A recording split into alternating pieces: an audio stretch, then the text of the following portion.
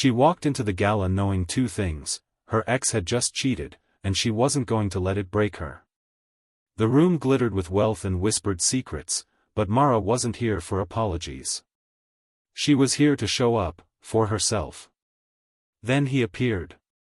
Tall, confident, impossible to ignore, and suddenly holding her arm as if he'd been waiting for this moment all along.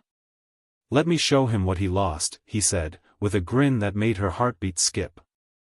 And just like that, Mara's ordinary night was about to turn into something extraordinary. Before we continue, don't forget to like and subscribe to the channel for more romantic stories. Mara hadn't planned to come to the heartbreak gala at all. She'd planned to stay home with a mug of honeyed tea, let the city's glitter carry on without her, and finally delete the photos she'd been too sentimental to erase. But the invitation arrived in an envelope thick as a promise, and the timing felt cosmic in that mischievous way the universe sometimes gets. Her ex, Jonah, would be there.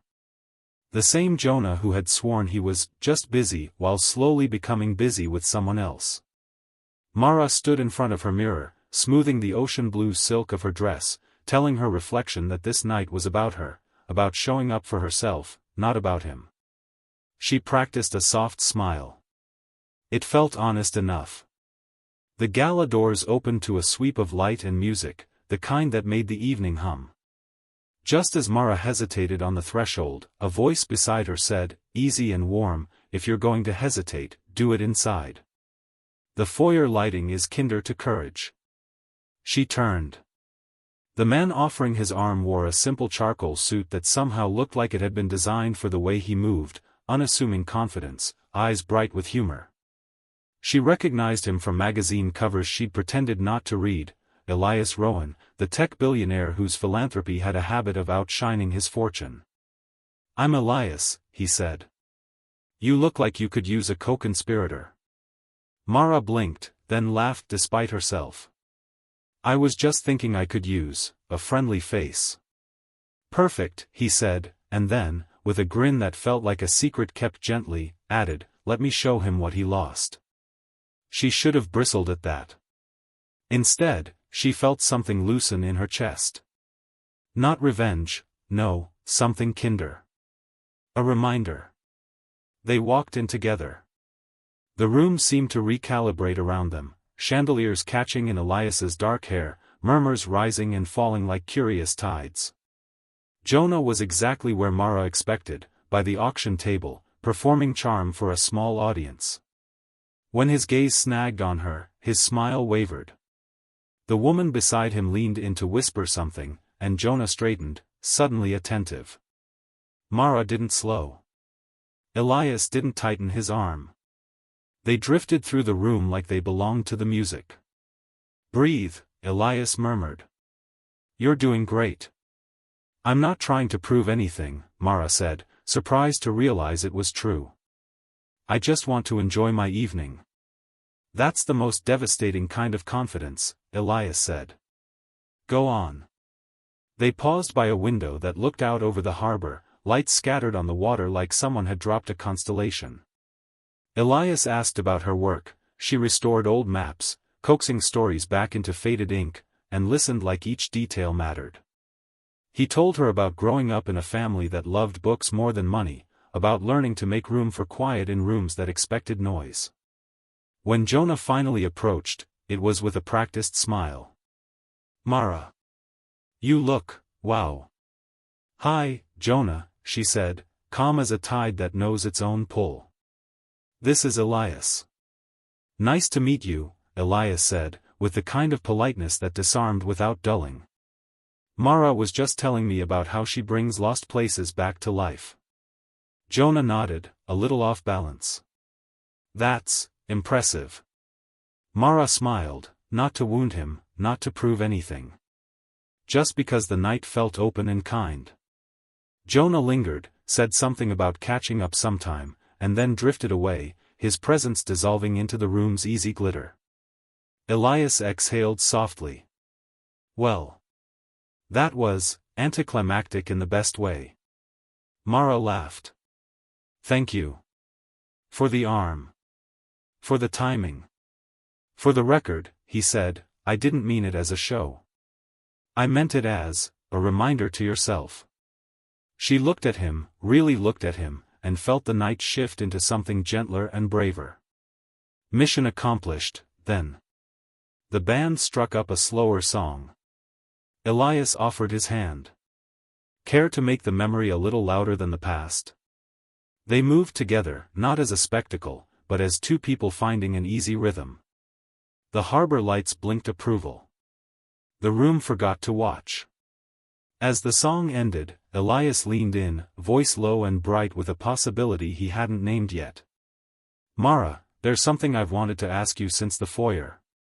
She tilted her head, heart tapping a hopeful beat. And just then, her phone buzzed in her clutch, an unfamiliar number lighting the screen with 3 words that made the world tilt. We need to talk. She didn't open the message. Not yet.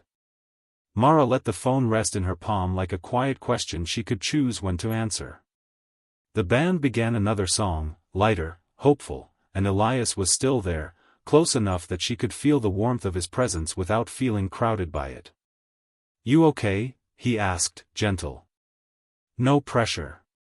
Just noticing. Yeah, she said, surprised that it was true. Just, the past tapping on the glass. Elias smiled. The past can knock.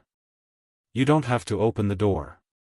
They drifted toward the terrace where the harbor breeze carried the scent of salt and late-night citrus from someone's drink. The city glowed like it had learned to keep secrets. For a moment, they stood shoulder to shoulder, the space between them filled with unspoken ease. I wanted to ask, Elias said, turning to her, if you'd let me take you somewhere tomorrow morning. There's a little cafe that opens before the boats head out. The owner swears the croissants are better if you eat them while the sky is still deciding what color to be. Mara laughed, the sound light as the wind. That's a dangerously good pitch. I try to use my powers responsibly, he said. No promises about the croissants, though. Her phone buzzed again. The same number. This time, one more line slipped onto the screen. It's about your maps. Her breath caught. That wasn't Jonah. Jonah never cared about her work. The past, apparently, had found a new way to knock. Elias noticed the shift in her eyes. Want company while you read it? He offered. Or a distraction while you don't? Mara considered the harbor lights, the quiet promise of morning coffee, the warmth of a stranger who didn't feel like one. Then she tucked the phone back into her clutch. Walk me to the edge of the terrace, she said. If this night is going to change shape, I want to be standing where I can see the water. They moved together, and as they reached the railing, the breeze lifted the edge of her blue silk like a small, hopeful wave. Mara drew a breath, turned the phone face up, and saw the screen light again with a name she hadn't seen in years. The name on the screen felt like a door opening to a room she'd sealed off with careful hands. Luca Farron. For a heartbeat, the harbor noise fell away. Luca was the archivist who'd once shown her how to read the faintest salt stains on parchment like they were fingerprints of history. The one who believed maps could remember the people who loved them. The one who had left the city suddenly, chasing a lead across oceans and never circling back. Mara swallowed. That's unexpected. Elias didn't pry. He leaned on the railing beside her, offering quiet like a gift. Unexpected doesn't have to be unwelcome, he said. But you get to decide. She opened the message. I'm back in the city. I found something with your notes in the margins. Thought you should see it. It changes the story of the harbor. Can we meet? The words tugged at her, at the part of her that loved lost things finding their way home. The harbor below them glittered, as if eavesdropping. It's about my work, she said. Someone I used to collaborate with. He found something. Elias nodded, a small smile at the corner of his mouth. Then that's not the past knocking. That's the future asking a polite question. Mara laughed, tension easing. You have a talent for reframing. I hire people to do that, he said. They're very expensive. She typed a short reply with steady fingers. Tomorrow morning? There's a cafe by the docks. Early. She slipped the phone away before doubt could find her. Coffee at dawn, Elias said, not assuming, just offering. If your plans change, I'll understand. I want them not to, she said. The truth surprised her with how easily it arrived. But I also want to see what he found. That sounds like you, Elias said. Choosing curiosity without abandoning joy. The band inside swelled into something celebratory. Laughter spilled onto the terrace. Elias turned toward her, the harbor lights catching in his eyes. About what I wanted to ask earlier, he began, and for the first time that night, he hesitated. I was going to ask if you'd let me see you again after tomorrow morning. Not as a grand gesture. Just, as two people who had a good first evening. Mara's heart answered before her voice did. I'd like that, she said. A lot. They stood there a moment longer, the night stretching kindly around them. Somewhere behind the glass, Jonah laughed too loudly at a joke that wasn't funny. The past had lost its volume. As they headed back inside, Mara felt the future unfold into two gentle paths, one leading into morning light and warm coffee, the other into a rediscovered map that might rewrite the harbor's story, and her own place in it. Her phone vibrated once more in her clutch, a final whisper before the music swallowed the night. There's something else you should know about what I found. Mara froze, the message glowing like a secret she wasn't sure she was ready for. Elias noticed her pause and rested a hand lightly on her shoulder. Want me to read it first? He asked with a soft smile. She shook her head. No. I need to see this for myself.